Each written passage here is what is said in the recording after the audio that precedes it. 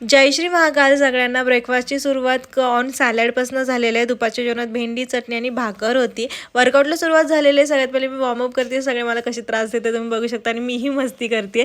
Cat camel केलं, pushups मारले, त्यानंतर डेडलिफ्ट्स मारलेले आहेत 5-10च्या प्लेट्स लावून. त्यानंतर हे वर्कआउट केलं. कार्डिओ म्हणून आज मी झुंबा बॅच अटेंड केली होती कंप्लीट 1 तासाची. मृत्युंजय कादंबरीमध्ये पाहिलं की रुक्मी आणि कर्णामध्ये युद्ध चालू झालेलं आहे. कंप्लीट 5 दिवस झाले तरी कुणीही हरत नाहीये व कुणीही हरायला तयार नाहीये. 5व्या दिवशी कर्ण म्हटला की सैन्यांना नाही, आता आपण दोघं द्वाद्वा युद्ध करू. रुक्मी त्यालाही तयार झाला.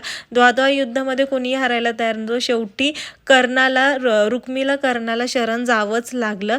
रुक्मीने कर्णाचा जय जयकार केला व रुक्मी कर्णाला त्याच्या राज्यात घेऊन गेला. खूप वर्षानंतर आपला मुलगा आलाय म्हणून रुक्मीचे वडील खूप खुश होते.